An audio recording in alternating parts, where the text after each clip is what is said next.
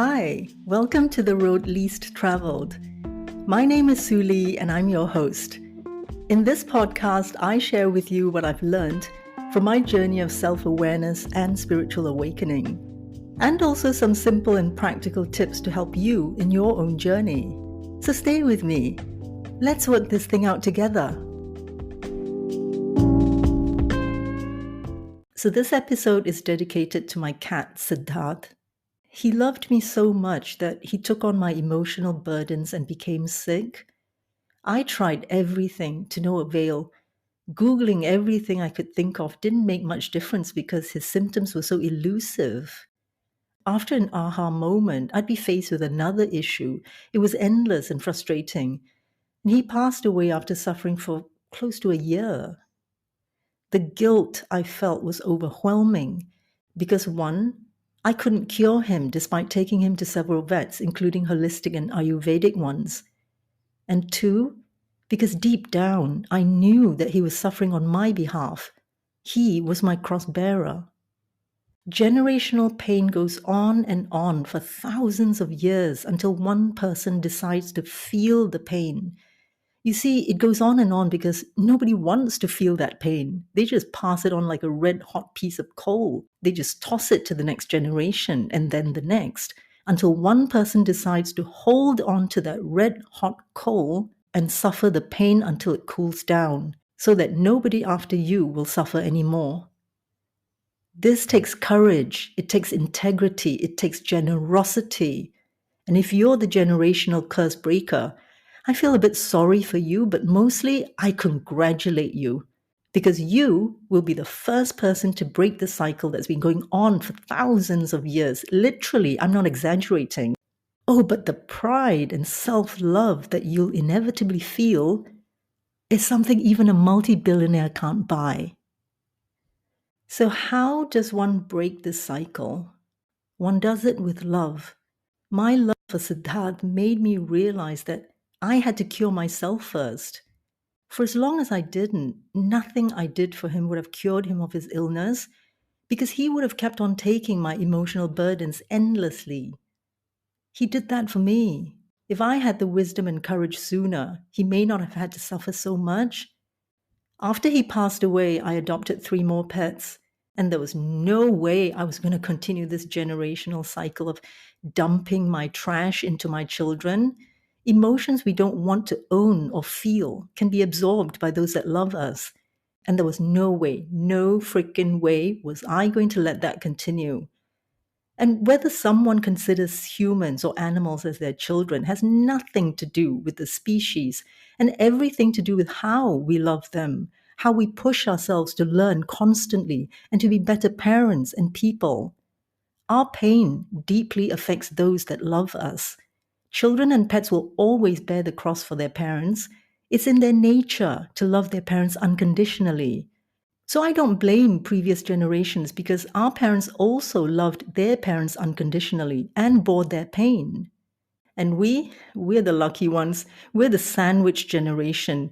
We got the crap from previous generations, but we're not passing it on. So we either absorb all the bad energy to protect our children, or we try to dissolve it. So we're not only just protecting our children, but ourselves as well.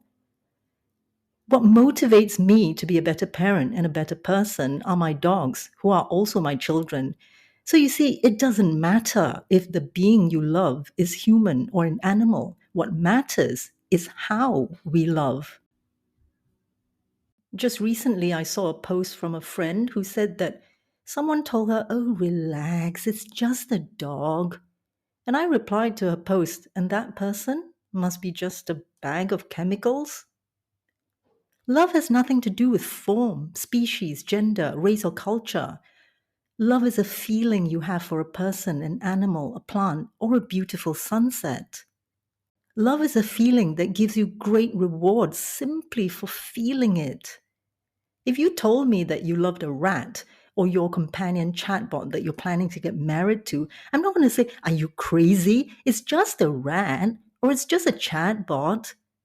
So what if it can't love you back? So what if it can't hug you or keep you warm on cold nights? Love is not dependent on any of that. Love is just something you feel. It gives you the warmth on cold nights without arms to hug you. Does God have arms to hug you? So back to Siddharth. Of course, I wish I could have prevented his suffering. Of course, I wish I knew better, but I didn't. And lamenting on it would be a selfish form of self-pity. I don't want his suffering to be in vain, so I use his suffering to become a better parent to my dogs, lucky dogs. And even now, when I'm a damn good parent to my dogs, even so, I know that when the day comes, I'll still have regrets at not being better. That's life. Regret is the price we pay for learning and improving. That's a good sort of regret. Yes, there's good regret and bad regret. There's a type of regret that eats up your soul, and that's the regret of never having made an effort. Siddharth wasn't just a cat. How could he have been just a cat when, because of him, I became more than just a human? And how can my dogs be just a dog when they still bear the cross for me?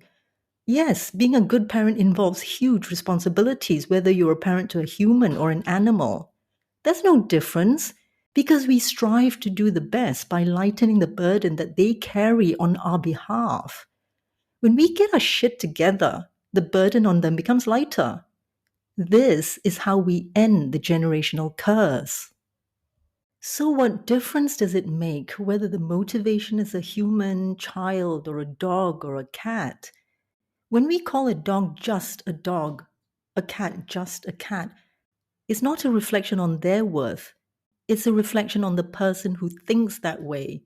Because obviously, these humans are just a bag of chemicals with no idea that it's through loving a human, a cat, a dog, a pig, or a goddamn chatbot that you're about to propose to that we can become more than just a human. Okay, I'm getting quite worked up. Whew. Calm down, calm down. You know, I've refrained from saying this, but I'm going to say it. I am so in love with myself. I'm not saying it out of toxic positivity. I'm not saying it to blast my own trumpet. I am saying it because I want that so much for you. I have a friend currently who's going through a really tough time, and she's such a wonderful mother. She makes so much effort, and still, she bashes herself up for the things she's not yet capable of. It looks like she's going through the beginning of a spiritual awakening, and it's going to be a long and tough journey, but she's doing it for her child and struggling to do it for herself too. And I have no doubt, none at all, that if she perseveres and gets the support she needs, what's waiting for her at the end of the road is the greatest love of all. No, I'm not going to sing it unless you want me to. So the greatest love of all is not selfish. It's a necessity to break that generational curse once and for all. I need a nap now.